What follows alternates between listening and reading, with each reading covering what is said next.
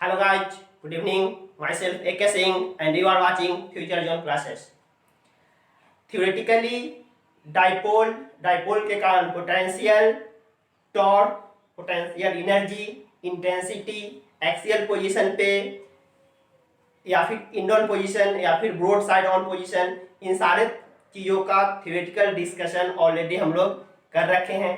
Numerical session में बच्चे questions कर रहे हैं कि सर अब इसका कुछ न्यूमेरिकल आप दीजिए, तो गिने चुने क्वेश्चन जो कमेंट बॉक्स में मुझे मिल रहे थे या पर्सनली व्हाट्सएप से, उसको हम लेकर के आ रहे हैं।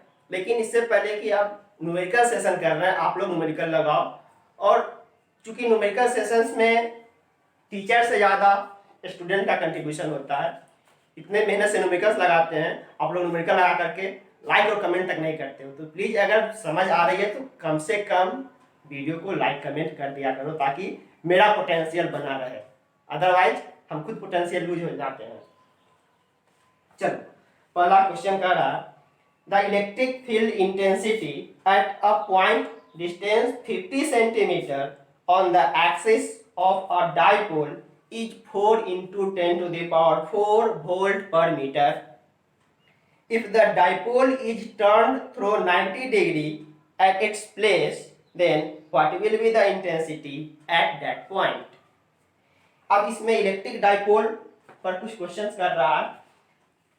जैसे आपके पास कोई एक डाइपोल है, ये एम करीम का 4 नंबर क्वेश्चन है। कोई डाइपोल है माइनस क्यू और प्लस क्यू, इस क्यू का कोई स्ट्रेंथ नहीं दिया, ये इसका सेंटर है। अब इसके एक्सिस पर यहां से 50 सेंटीमीटर की दूरी पर, यहां से 50 सेंटीमीटर के डिस्टेंस पे, मतलब एक्सियल डिस्टेंस पे आकर के आपके पास कह रहा है कि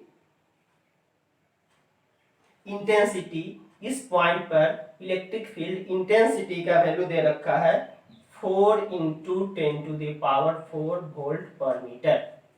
क्लियर? अब क्या किया, इस डाइपोल को 90 डिग्री से टर्न कर दिया।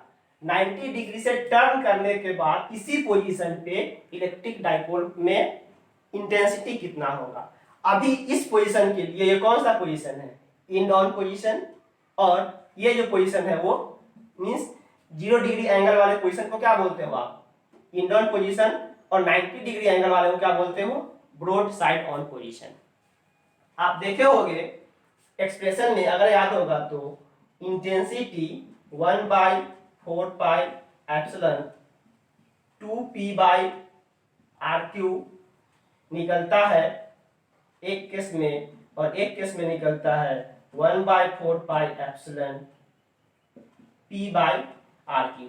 एक्चुअल ओरिजिनल डेरिवेशन होता है 1/4 pi epsilon p over root 1 plus 3 cos square थीटा/r³। क्या यही ध्यान आता है? अब यहाँ आप ध्यान दो, axial position 0 degree angle cos 0 1 4 2 सही है, थीटा बराबर 0 डिग्री के लिए, और इंड ऑन पोजीशन थीटा 90 करोगे, वैल्यू कितना हो जाएगा, पूरा टर्म 0 ओवर रूट 1 का 1 रह जाएगा, ये थीटा इक्वल टू 90 डिग्री की, मतलब ये एक्सियल पोजीशन और ये ब्रॉड साइड ऑन पोजीशन।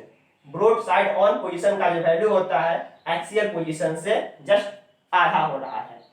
अब ये ऑब्जेक्टिव क्वेश्चन है, उसी फंडा पर कर रहा है, अगर हम इस डाइपोल को 90 डिग्री से टर्न कर दे, मतलब अभी इसका पोजीशन ऐसे है, इस पोजीशन को ऐसे ना करके हम ऐसे कर दे, ये 90 डिग्री पे टर्न कर दे, तो 90 डिग्री टर्न के कारण अब इस पॉइंट पर इंटेंसिटी क्या होगा। तो जैसे ही हम 90 पे टर्न करेंगे, ये कौन सा पोजीशन बन जाएगा, ब्रॉड साइड ऑन पोजीशन बन जाएगा, इंड ऑन पोजीशन बन जाएगा, मींस ये थीटा 90 के लिए डील कर रहा है। तो अब इस पॉइंट पे इंटेंसिटी ओरिजिनल इंटेंसिटी का क्या हो जाएगा, आधा, जो एक्सियल पोजीशन थे उसके आधे हो जाएंगे। तो इनर्स का वैल्यू एक्चुअली था 4 इंटू जो भी था value 4 into 10 to the power 4 का आधा 2 into 10 to the power 4 volt per metre.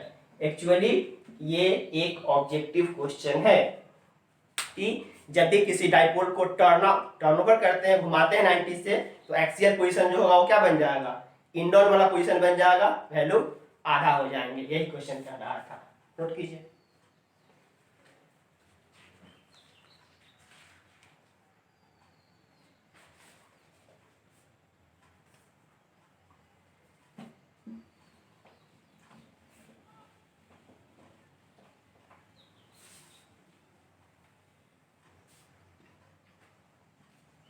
फिर क्वेश्चन है एमकडिंग का 12 number question.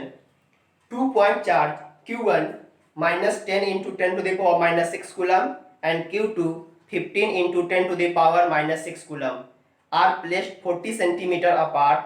Calculate the potential difference between the point M and N. कुछ फिगर दे रखा है, दो चार्ज पार्टिकल है,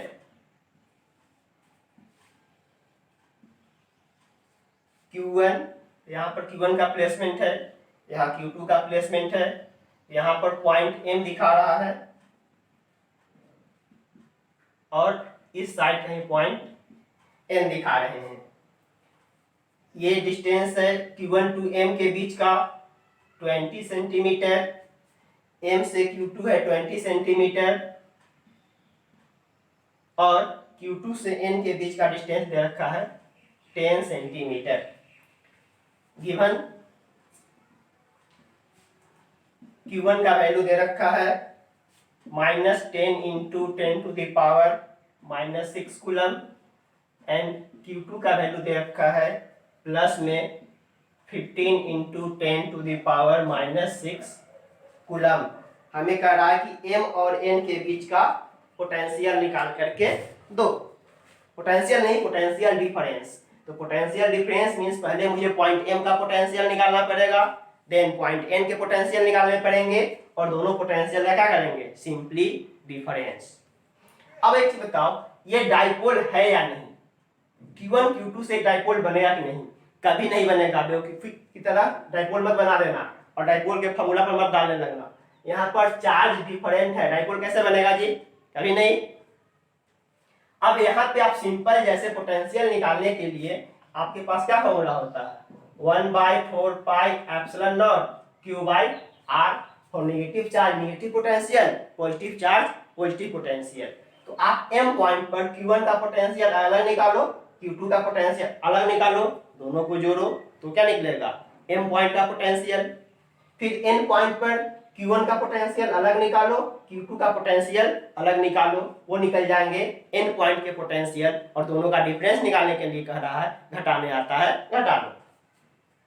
हम बात करें पहले एट M, तो एट M पर क्या होगा, Q1 का पोटेंशियल होगा और Q2 का पोटेंशियल होगा, दोनों के पोटेंशियल होंगे V1 plus V2, 1/4 pi epsilon V1 के लिए Q1 बाई इसका जो R1 है 20 centimetre means 0.2 plus 1/4 pi epsilon Q2 इसका अपना डिस्टेंस है, ये भी 0.2।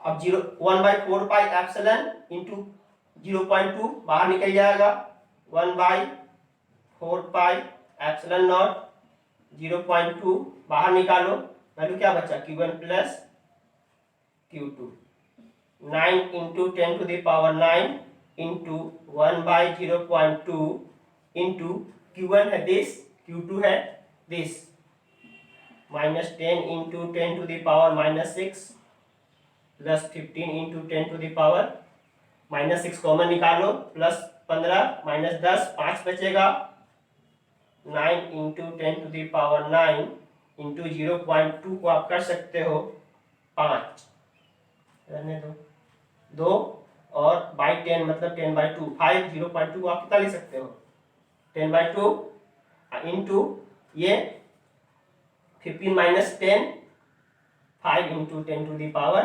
-6, इसको आप सॉल्व करो, 9 × 45, ये वैल्यू कर देते हैं, तो 25 10 5 पच्चीस 25 गुने 9,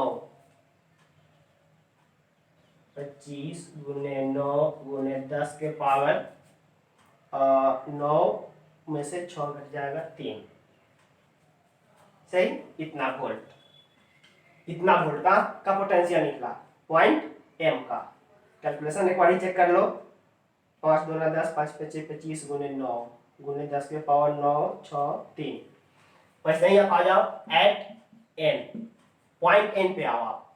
तो पॉइंट एन पर किसका पोटेंशियल निकालोगे, Q1 का और Q2 का। तो एन पर भी पोटेंशियल निकलेगा V1 प्लस V2। तो V1 के लिए 1/4 पाई एप्सिलॉन कॉमन निकाल दो, Q1/R1 plus Q2/R2। 9 into 10 to the power 9 into Q1 का वैल्यू कितना है, माइनस में 10 into 10 to the power -6 by separation कितना हो जाएगा 20, 20 40 और 10 50, 0.5 मीटर में, प्लस Q2 15 गुने 10 के पावर -6 और बाई इसका डिस्टेंस कितना है 10, 0.1। 10 टू द पावर -6 बाहर निकाल के ले जाओ, 9 into 10 to the power 9 into 10 to the power -6 बाहर करो तो -10/0.5 प्लस 15/0.1, सही। 9 into 10 to the power 3 into एक ही देखो, ये 20 मरतबे कट जाएगा और ये 15 150 हो जाएंगे, सही है क्या।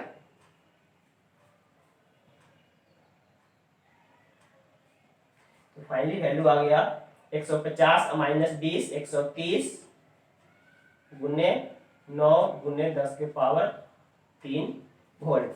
25 9 ऐसा यहाँ गुना करो तो आप 225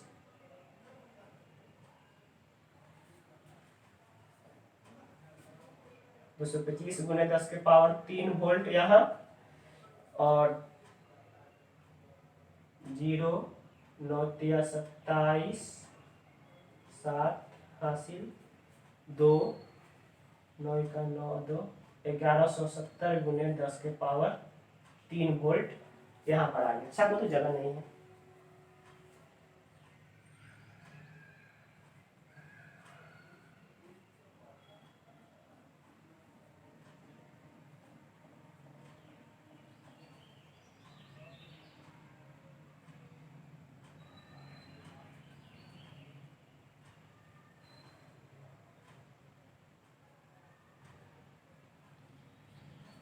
ठीक है, आपसे मांग क्या रहा है अब,